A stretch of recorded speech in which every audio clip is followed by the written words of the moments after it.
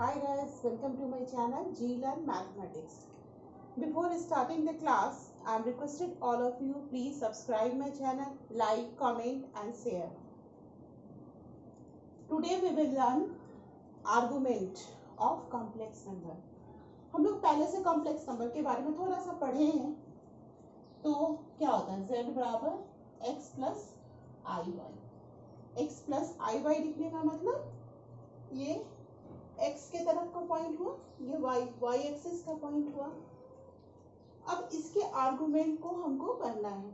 इसके लिए मैंने ये चार डायग्राम ड्रॉ किया है. चार डायग्राम क्या है, कैसे है, इसको हम लोग समझते हैं. ये हमारा x एक्सिस है, ये x डैश, y डैश, ये हमारा x डैश, y डैश,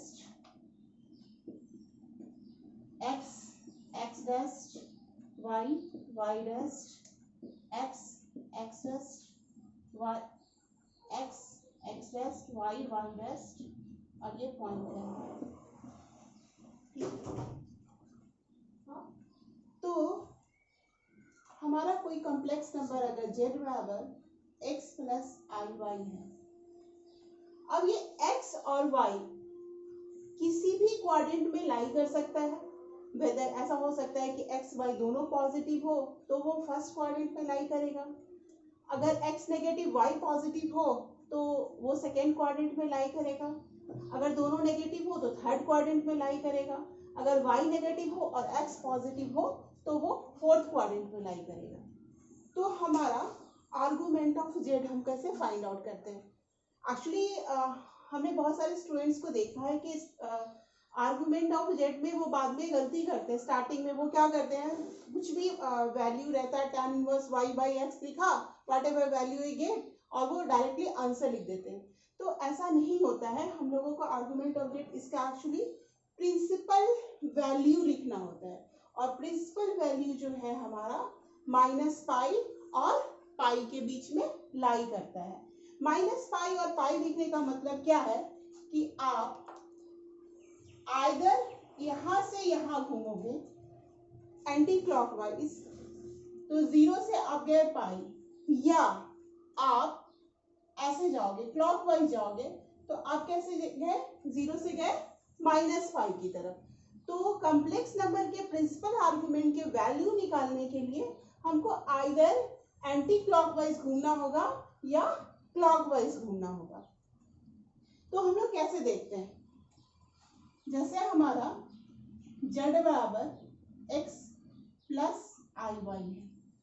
तो ये देखो, इसको इस पे हमने एक परपेंडिकुलर लाइन खींच दिया. Now this is y and this is x and this is the angle in anti clockwise. Let's say this is theta. तो हम लोग इसको क्या लिख सकते हैं, tan theta is equal to y by x, या इन अनदर वर्ड हम लोग क्या लिख सकते हैं, theta is equal to tan inverse y by x. ये जो थीटा होता है इसी को हम लोग आर्गुमेंट ऑफ z बोलते हैं, आर्ग z. What is z? z is x plus iy. अब सपोज करो कि हमारा इसी तरह हम हर एक क्वाड्रेंट में हम ऐसे ही निकालेंगे tan inverse y by x. Suppose करो हमारा एक वैल्यू है, समझ में आया है? तो मैं इसको ऐसे, सपोज करो x y के रिस्पेक्ट में हमारा ऐसा कोई कॉम्प्लेक्स नंबर है z बराबर 1 प्लस आयोटा. तो 1 मतलब x एक्सिस पर का पॉइंट क्या है, 1. i मतलब y एक्सिस पर का पॉइंट क्या है, 1 इंटू आई, मतलब ये i के साथ जो होता है वो y एक्सिस का पॉइंट है, वो भी 1 है. ये 1 है, ये 1 है.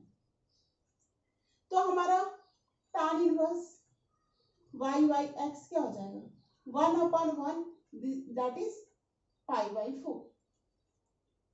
तो हमारा जो प्रिंसिपल आर्गुमेंट होता है वो minus pi is less than equal to Z, argument of Z is less than equal to pi. इसी के बीच में रहता है, ना इससे ज्यादा ना इससे कम. अगर जनरल आर्गुमेंट वैल्यू निकालना होगा तो हम इसमें 2n पाई ऐड कर देंगे, whatever we will get from the principal argument value उसमें हम लोग क्या करेंगे 2n पाई ऐड कर देंगे। तो इन दैट केस अब हम लोग कैसे फाइंड आउट करते हैं, तो ये हमारा मान लो ये एक क्वेश्चन है 1 प्लस आयोटा, तो इसका क्या हो गया हमारा आर्गुमेंट क्या हो गया, argument z is equal to pi by. अब ये क्वेश्चन बदल के अगर ऐसा क्वेश्चन आ जाए -1 प्लस आयोटा ऐसा आ जाए, तब हमारा क्या होगा, तब हम कैसे लिखेंगे tan इनवर्स, इस केस में क्या हो जाएगा 1 बाई -1 यानी tan इनवर्स -1, और -1 मतलब क्या हो जाएगा हमारा ये π/4 है, तो ये क्या हो जाएगा 3π/4, तो ये हो गया हमारा 3π/4, तो हमारा आर्गुमेंट वैल्यू क्या हो जाएगा 3π/4। बस हमको ध्यान क्या रखना है कि हम इस x प्लस आई वाई को आई एक्स प्लस आयोटा के साथ जो y रहता है उसमें ध्यान रखना है कि x पॉजिटिव है या नेगेटिव, y नेगेटिव है या पॉजिटिव, और उसके हिसाब से हमको उसके क्वाड्रेंट में रखना है। आफ्टर दैट हमको सोचना है कि प्रिंसिपल वैल्यू में क्या वैल्यू आएगा। तो हम दो तरह से मूव कर सकते हैं, आइदर हम एंटी क्लॉकवाइज मूव कर सकते हैं या हम क्लॉकवाइज मूव कर सकते हैं। तो हमारा अब क्या आ गया 3π/4, 3π/4 हमारा -π और पाई के बीच में लाई होता है, इसलिए ये हमारा प्रिंसिपल आर्गुमेंट वैल्यू है। अब हम थर्ड क्वाड्रेंट में आते हैं। थर्ड क्वाड्रेंट में अगर ऐसा क्वेश्चन हो -1 और -1 यानी -1 माइनस आयोटा, -1 माइनस आयोटा। अब अगर जिन्हें ये नहीं पता है कि इसका प्रिंसिपल वैल्यू क्या करेंगे, minus tan inverse -1 divided by -1 आ गया +1, वो लिख देंगे argument z is equal to π/4। तो हमको मिस्टेक से सीखना है, ये वो क्या करेंगे tan inverse is equal to -1 divided by -1, तो ये हो गया tan इनवर्स 1, तो वो लिख देंगे π/4, बट ये एब्सोल्युटली रॉन्ग है। क्यों रॉन्ग है, क्योंकि हमारा दोनों क्या है, हमारा क्वेश्चन क्या है -1 माइनस आयोटा, यानी इस क्वाड्रेंट में दोनों नेगेटिव है, तो ये दोनों नेगेटिव है, तो हम अगर ऐसे घूमे एंटी क्लॉकवाइज तो हम पाई को से ज्यादा पार कर जाएंगे, तो हमको पाई तक ही हमारा रेंज क्या है, हमको घूमना कहाँ है, आप 0 से उठोगे पाई तक ही जा सकते हो एंटी क्लॉकवाइज। फिर क्लॉकवाइज अगर आपको पाई से ज्यादा बढ़ना है तो आपको कैसे मूव करना होगा, क्लॉकवाइज मूव करना होगा। तो ये वैल्यू क्या होगा हमारा, ये वैल्यू ये देखो ये हो गया हमारा π/4, ये वैल्यू है, तो पाई माइनस π/4, तो हम इसको ऐसा भी लिख सकते हैं पाई माइनस π/4, ये हमारा पाई माइनस π/4 हो गया, यानी 3π/4। लेकिन ये जो 3π/4 है, ये 3π/4 किस डायरेक्शन में है, क्लॉकवाइज में है, तो एंगल हमारा हम कैसे लिखेंगे -3π/4, तो ये हमारा हो गया प्रिंसिपल वैल्यू। अब हम आते हैं फोर्थ क्वाड्रेंट में। फोर्थ क्वाड्रेंट में हम क्या लिखते हैं 1 माइनस आई हमने लिखा, यानी कि ऐसे हमारा ट्रायंगल बनेगा। तो ये वैल्यू हमारा क्या होना चाहिए π/4 होना चाहिए, लेकिन ये π/4 कैसे है, क्लॉकवाइज है, तो हमारा आर्गुमेंट क्या होगा -π/4। अगर हमारा आर्गुमेंट प्रिंसिपल वैल्यू नहीं निकालना होता तो हम ऐसे भी घूम सकते थे, चलो पाई प्लस यहाँ से यहाँ तक आ जाते, यहाँ पहुंच के तब हम इस एंगल को 3 + 3π/4 वैसा भी कर सकते थे, बट चूंकि हमें प्रिंसिपल आर्गुमेंट निकालना है तो हमको कहाँ मूव करना है, आइदर एंटी क्लॉकवाइज मूव करना है या क्लॉकवाइज मूव करना। और हमारा एरिया क्या है, हमारा रेंज क्या है, हम 0 से पाई तक ही मूव कर सकते हैं और 0 से -π की तरफ ही मूव कर सकते हैं। और हमारा जो कहीं भी आर्गुमेंट का क्वेश्चन आएगा तो हमको यही बस सोचना है, ये नहीं कि माइनस देखा ऊपर काट दिया और π/4 answer, that is absolutely wrong. तो हम ऐसे आर्गुमेंट निकालते हैं। तो अब अगर इसको सोचोगे तो कभी गलत नहीं होगा। अब जनरल वैल्यू, कभी कभी क्वेश्चन में आ सकता है जनरल वैल्यू ऑफ आर्गुमेंट क्या होगा, तो हम लोग क्या करेंगे, जनरल वैल्यू ऑफ आर्गुमेंट, इसमें हम लोग कैसे निकालेंगे, इसमें हम जो भी हमारा प्रिंसिपल वैल्यू आएगा, प्रिंसिपल वैल्यू में ऐड कर देंगे हम लोग क्या, 2k pi, pi belongs to k belongs to i, k belongs to i, तो k बिलोंग्स टू i मतलब k हमारा क्या होगा, इंटीजर होगा, तो हमारा ये होगा प्रिंसिपल वैल्यू में 2k पाई ऐड कर देंगे तो हमारा general value of the argument हो जाए। अब हम इससे रिलेटेड कुछ क्वेश्चन जो जेई में आए हुए हैं वैसे क्वेश्चन देखते हैं, एकदम सिंपल, कि कैसे सिर्फ इसी कंसेप्ट का यूज करके हम लोग कैसे जेई के क्वेश्चन बहुत आसानी से सॉल्व करते हैं। देखो एक क्वेश्चन आया था IIT जेई 2000 में आया हुआ था। ये क्वेश्चन हमारा क्या है, हमारा क्वेश्चन क्या है कि आर्गुमेंट ऑफ z क्या है, नेगेटिव है, और हमें फाइंड आउट करना है argument of minus Z minus argument of, इसका वैल्यू हमको फाइंड आउट करना है।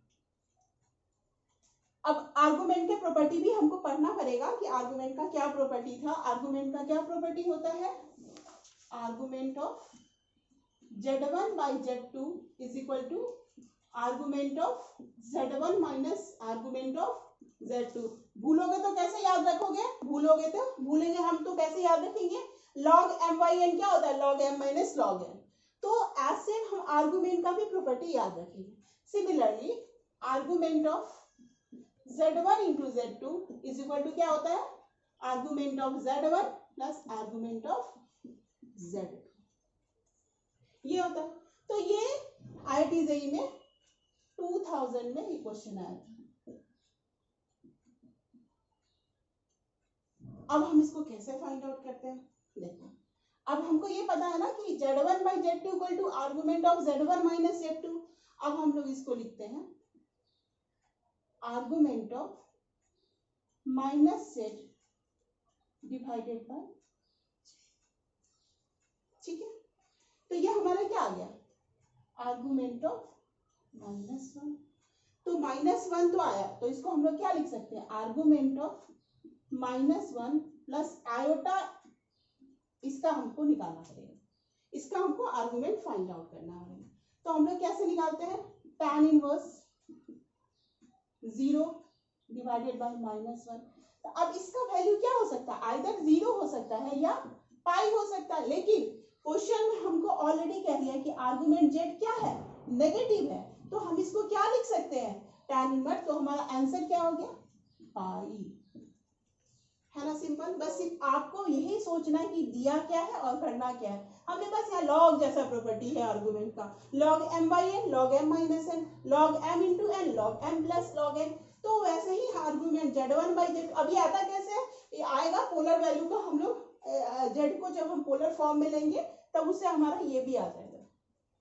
तो हमारा ये क्वेश्चन सॉल्व हो गया एकदम इजी वे में, इससे इजीएस्ट में कुछ हो ही नहीं सकता है। बट आपको यहाँ पे क्या केयरफुल है ना, 0 होगा कि पाई होगा, आपको ऑप्शन में वो भी है, 0 भी है, पाई भी है, बट हमको यहाँ पे कहते हैं argument z is negative, negative है तो हमारा कहाँ होगा, पाई होगा, पाई विल बी आवर आंसर। अब इससे रिलेटेड और क्या क्या क्वेश्चन आ सकते हैं, इससे रिलेटेड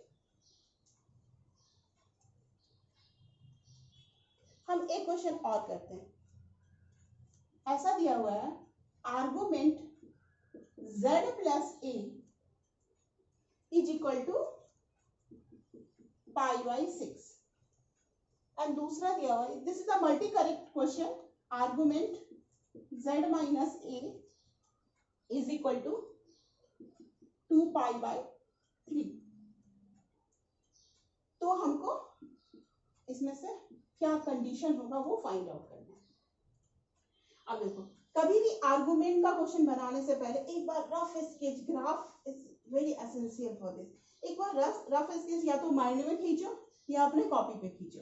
तो पहले हम लोग क्या करते हैं, इस सबको रफ करते हैं, उसके बाद हम लोग ये आर्गुमेंट z प्लस है, इसको हम लोग ऐसा लिख सकते हैं ना, आर्गुमेंट z की जगह हम लोग क्या लिख सकते हैं, x plus i y plus ए। यहाँ पे हम लिख सकते हैं argument x plus i Y minus है, लिख सकते हैं पाई बाई 6 है, ये 2 पाई बाई 3 है। अब हमको क्या सोचना है, कैसे हम सोचेंगे। अब देखो सारे x वाले को टर्म को एक जगह कलेक्ट करते हैं। तो पहला इक्वेशन को हम लोग ऐसे लिख सकते हैं, argument x plus A plus i Y. दूसरे को लिख सकते हैं आर्गुमेंट x माइनस ए प्लस, ठीक है। अब देखो इसका हम लोग अब ग्राफ खींचेंगे, सिंपल सा बस समझने के लिए ग्राफ, आपके माइंड में भी रफ स्केच होना चाहिए, उसको हम लोग समझने के लिए ग्राफ खींचेंगे। देखो मान लो कि ये आई वाई नहीं होता, सब कुछ करो ऐसा कुछ होता, लाइन y बराबर x प्लस ए होता, तो हमारा y0 यानी x एक्सिस का पॉइंट कहाँ पे आता, माइनस ए कॉमा 0 पे आता। सिमिलरली इसमें y बराबर सब, अगर हम कॉम्प्लेक्स नंबर को अभी नहीं देख रहे हैं तो y बराबर क्या आता है, x माइनस है, इसमें x एक्सिस का पॉइंट कहाँ पे आता, a कॉमा 0 पे आता है ना। अब ये हमारा क्या, एक स्ट्रेट लाइन की तरह हम इसको ऐसे ड्रॉ करते हैं, तो यहाँ एक पॉइंट आएगा। सिमिलरली हम ऐसे a कॉमा 0 को ऐसे ड्रॉ करते हैं, तो ये ऐसे कहीं पे मिलेगा, ये पॉइंट जहाँ पे मिलेगा वहां पे हमारा कॉम्प्लेक्स नंबर मिलेगा as per the property of straight line. तो वो जब भी दो लाइन के इक्वेशन को सॉल्व करते हो, और तो क्या हमें मिलता है, हमें एक्स वाई मिलता है ना, जब सॉल्व करते हैं एक्स की वैल्यू मिलती है, वाई की मिलती, तो जेड बराबर क्या होता है, एक्स प्लस वाई आई वाई, जेड बराबर हमारा क्या होता है, एक्स प्लस आई वाई, तो हमें क्या मिलेगा, जेड मिलेगा। अब हम आते हैं, हम जो आर्गुमेंट वैल्यू हमने जो लिखा है, ये क्या लिखा है, पाई बाई 6, तो हम इसको लिख सकते हैं ना पाई बाई 6, मैंने एंटी क्लॉकवाइज ही लिखा है, एंटी क्लॉकवाइज में वैल्यू दिया हुआ है, और इसको क्या लिखेंगे 2 पाई बाई 3, और ये डिस्टेंस क्या है हमारा, a है, ये डिस्टेंस हमारा क्या है, a है। हाँ, कॉम्प्लेक्स नंबर में एक चीज और ध्यान देने की बात है, जब भी आप इक्वेशन ड्रॉ करोगे तो दैट इज द रे, that is not the line. Line को जैसे आप सोचोगे कि नॉन पैरेलल लाइन है तो कहीं ना कहीं इंटरसेक्ट करेगा ही करेगा, बट कॉम्प्लेक्स नंबर में क्या होता है, हमारा रे होता है, उसका एक डायरेक्शन, जैसे वेक्टर में डायरेक्शन होता है, उसमें हमारा एक इसमें एक डायरेक्शन है। तो हमने दो लाइन का इक्वेशन लिखा, ये एंगल हमारा पाई बाई 6 है, ये हमारा 2 पाई बाई 3 है, तो ये हमारा क्या हो जाएगा, पाई बाई 3 होगा। ये पाई बाई 6 है, ये पाई बाई 3 है, तो ये क्या हो जाएगा, ये पूरा एंगल हमारा क्या होगा, 90 डिग्री होगा। अगर ये पाई बाई 6, ये पाई बाई 3, ये 90 डिग्री। अब आप देखो, अब तुम ऐसा हम कर सकते हैं ना, ये a, तो ये लेंथ हमारा क्या हो जाएगा 2a cos पाई बाई 3, यानी कि हमारा क्या आ जाएगा a। अगर ये बराबर है इसके, तो हम इस एंगल को मान लो थीटा लेते हैं, ये एंगल थीटा आएगा, तो 2 थीटा प्लस 60 डिग्री 180 डिग्री, ये हमारा क्या आ गया, थीटा बराबर 60 डिग्री, यानी कि this angle is 60 degree, this angle is 60 degree, तो हमारा ये क्या हो गया, एक PO, मान लो हम इसको पॉइंट लिख देते हैं, POB is an equilateral triangle. POB हमारा क्या आ गया, इक्विलैटरल ट्रायंगल आ गया। अब हमसे पूछा जाएगा कि अब ये हमारा z है, और z वाला जो लाइन मिलाया हमने ओरिजिन से, तो उसका हमको आर्गुमेंट भी फाइंड आउट हो गया ना। What is argument of z, that is ये हमारा tan 60 डिग्री पाई बाई 3, तो आर्गुमेंट ऑफ z हमारा फाइंड आउट हो गया पाई बाई 3। तो एक तो बात आ गया, और दूसरा हम लोग क्या कर सकते हैं, ये हमारा क्या है, इक्विलैटरल ट्रायंगल है, ये पी ओ बी हमारा क्या है, इक्विलैटरल ट्रायंगल। अब इसमें रिलेटेड कुछ और भी क्वेश्चन आ सकते हैं कि ए का वैल्यू क्या होगा, बहुत सारा मल्टी करेक्ट में देखें यूज, इसका डिस्टेंस क्या हो जाएगा, तो ये 2a साइन, इसको हम लोग ऐसे बना सकते हैं 2a साइन ये एंगल 60 डिग्री, तो ये हमारा क्या आ जाएगा a√3। तो ऐसे करके मल्टीपल करेक्ट में सो मेनी ऑप्शंस हो सकते हैं। तो ये हमारा हो गया आर्गुमेंट ऑफ जेड। अब इसके अलावा आर्गुमेंट में और कैसे क्वेश्चन हो सकते हैं, आर्गुमेंट में एक तो प्रिंसिपल वैल्यू कैसे निकालना है, इसको कभी भूलना नहीं है। अब अगर हमारे पास ऐसा क्वेश्चन आ जाए, मान लेते हैं argument of z minus 3i is equal to क्या लिखा है 3π/4, 3π/4, और दूसरा है आर्गुमेंट ऑफ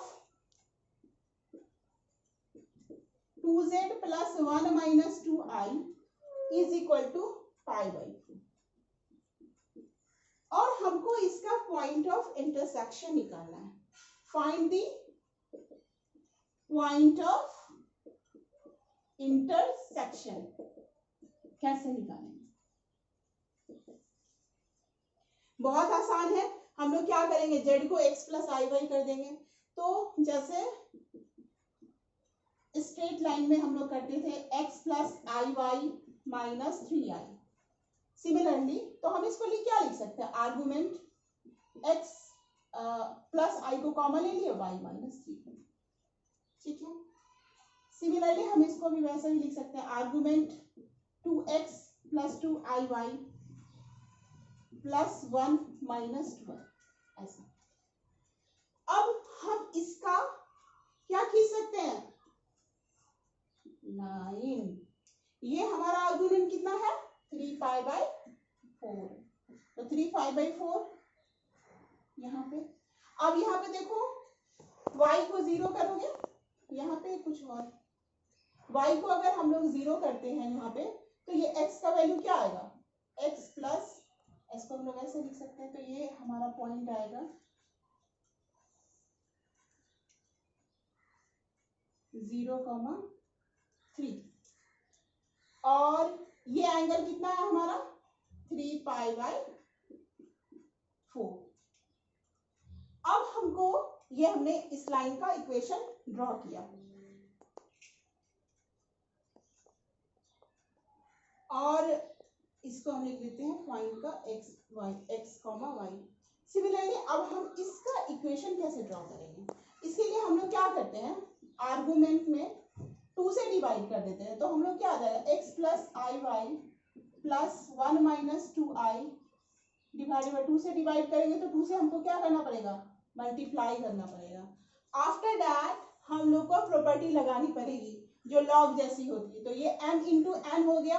तो हम लोग इसको क्या लिख सकते हैं, argument of 2 plus argument of x plus i y plus 1 minus 2i divided by 2।